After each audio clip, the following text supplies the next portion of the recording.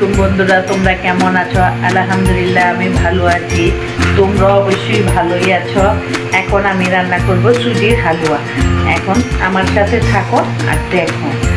আজকে তো শরীর বড় জানোই। এখানে আধা কেজি সুজি, এটাকে আমি ভালো করে ভেজে নেব। তোমরা দেখতে থাকো।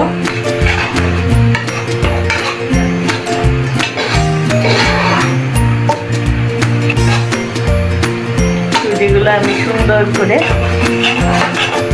ভেজে নেব।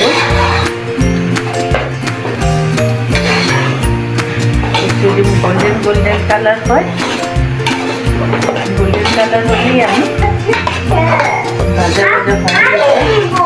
আর একটু গোল্ডেন কালার হলে আমি করে নেব।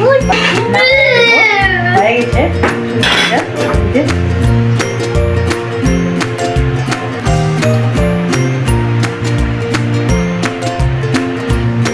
তেল দিয়ে দেবো পরিমাণ মতো,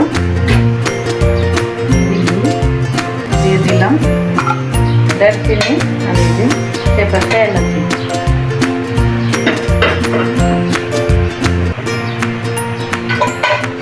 দিয়ে কত দিলাম,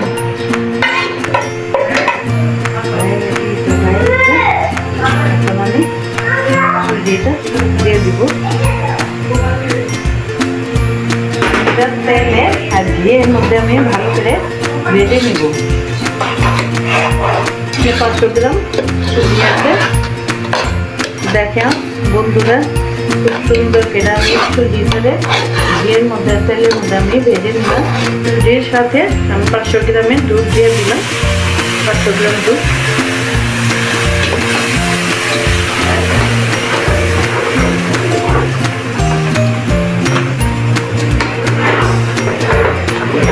সুজি এই যে দুধটা দেওয়ার সাথে সাথে সুজিটা ফুলে গিয়েছে।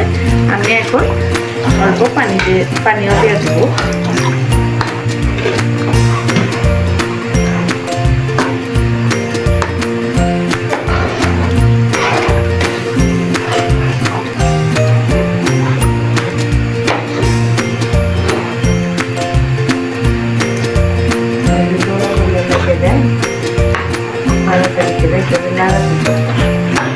দেখেন বন্ধুরা, সুজি হালুয়া এখানেই হয়ে যাবে।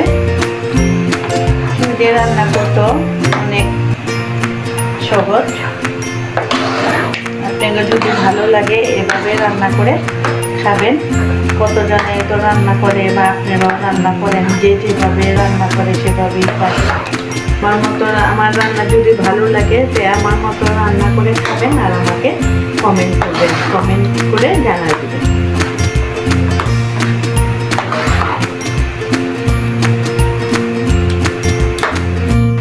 এখন আমি চিনি দিয়ে দিব।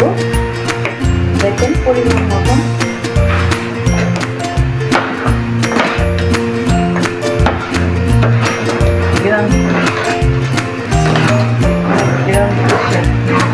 বন্ধুরা, অনেকেই চিনি বেশি করে খায়, আবার অনেকেই কম খায়। কিন্তু আপনারও এই মতোই আপনারা দিয়ে খাবেন, যাতে মজা লাগে। আর মিষ্টির জাতীয় জিনিসের মধ্যে মিষ্টি না হলে মজা লাগে।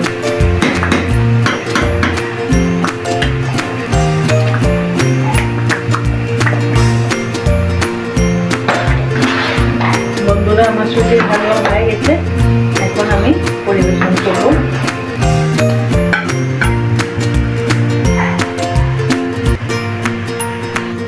বন্ধুরা, আমার সুজির হালুয়া হয়ে গেছে। এতক্ষণ আমার সাথে থাকার জন্য ধন্যবাদ।